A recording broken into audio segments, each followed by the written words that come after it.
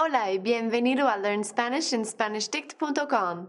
Soy Paralee Whitmire y soy tu profesora. Hoy aprenderás de los pronombres y los adjetivos demostrativos en la oficina, como pásame esa grapadora. Mi computadora portátil es mejor que aquella, y mucho más. ¡Vámonos!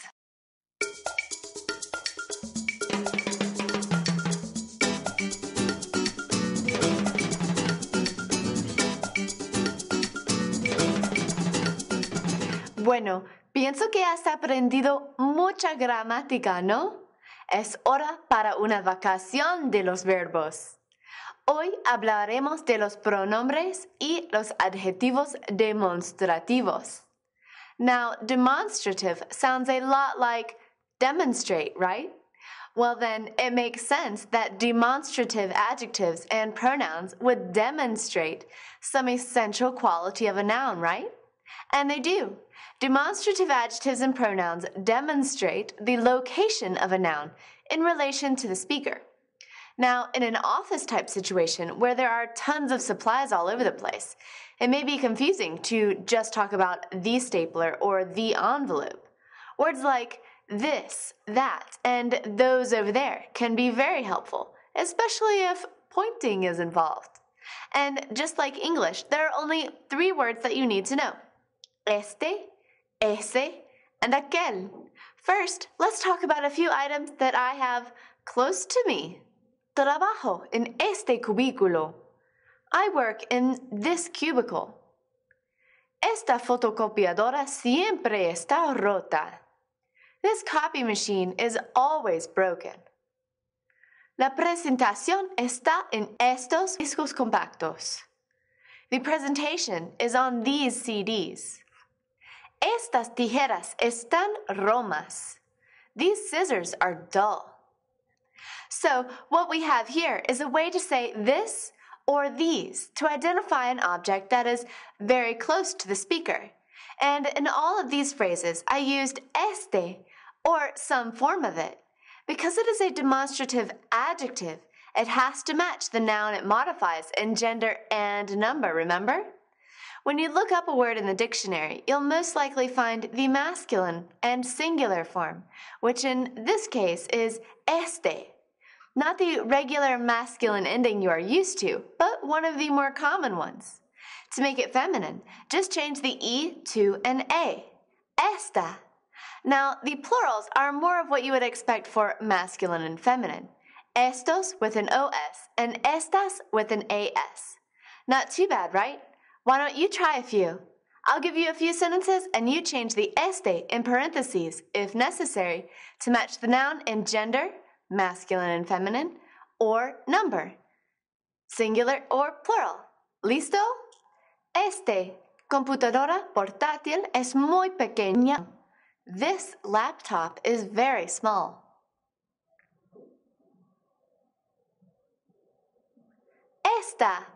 Esta computadora portátil es muy pequeña.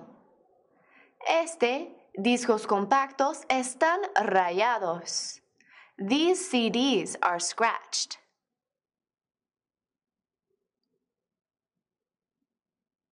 Estos discos compactos están rayados. Este papelera está llena. This wastebasket is full.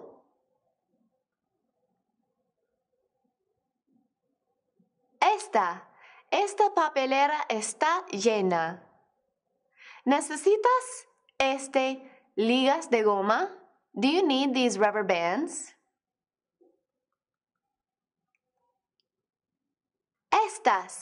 ¿Necesitas estas ligas de goma? Muy bien.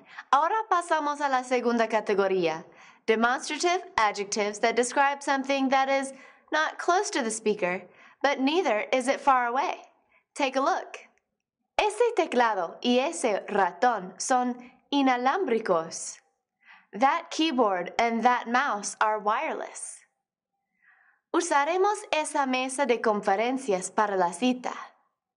We will use that conference table for the meeting. Esos sobres les faltan sellos. Those envelopes need stamps. Esas pilas están apagadas. Those batteries are dead. So what do you think the base form is for that and those? Do you remember the singular masculine form? Ese. To make it feminine, just change the E to an A, just like last time. To make it plural, just change the E to OS or AS. Esos or esas. Not a thing to it. And the only difference between this and that is the letter T. Ese, este. So I don't think you need too much practice with this one, right? So veamos la última categoría. Demonstrative adjectives that describe something that is far away from the speaker. The translation for this one word can mean something like that blank over there. Take a look and see. El jefe es aquel hombre. The boss is that man over there. El libro está en aquella estantería. The book is on that bookshelf over there. Pásame aquellos sujetapapeles, por favor. Pass me those paper clips over there, please. Aquellas computadoras portátiles están rotas. Those laptops over there are broken. Now, I know this base word may look a little crazy, but it's one of my favorites. The base form is aquel, which is masculine and singular. Now, to make it feminine, you add another L and then an A, changing that final L sound to a Y sound, aquella. And the plural forms work the same way. For masculine plural, add another L and then OS to the base form to get aquellos, and LAS to get aquellas. Why don't you try? Same as last time, I'll give you a sentence with the base form of the adjective in parentheses. Change it so it matches the noun in number and gender. ¿Listo? Aquel fotocopiadoras están rotas. Those copy machines over there are broken.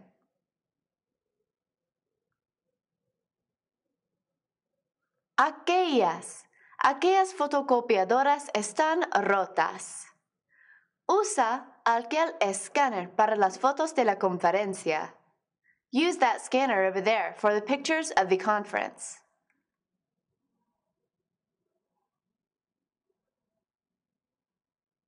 Usa aquel escáner para las fotos de la conferencia. Aquel secretaria sabe todas las citas para hoy. That secretary over there knows all the appointments for today.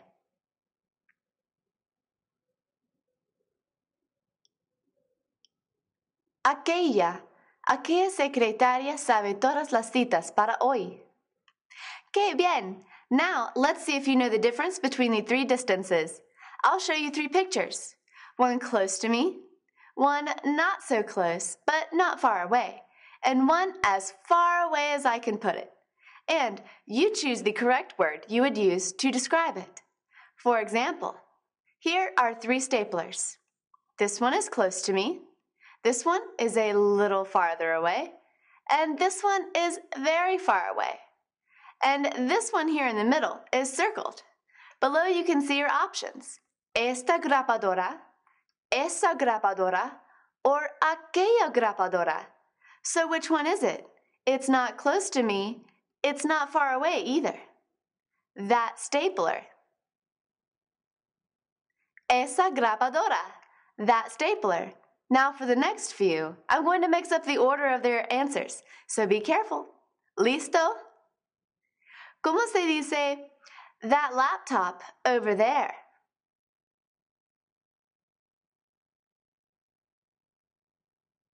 Aquella computadora portátil.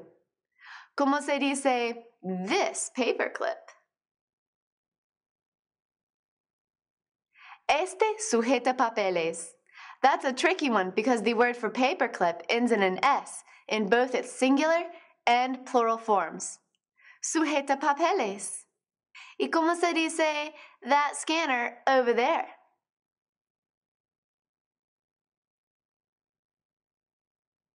Aquel escáner. ¿Y cómo se dice that mouse? Ese ratón. Perfecto. Ahora, antes de salir, hay otra cosa más. I did mention I was going to teach you the demonstrative pronouns as well today. I hope you didn't forget. Well, you already know all of them. Take a look. What is the only thing that is different about the pronouns from the adjectives? They all have tildes.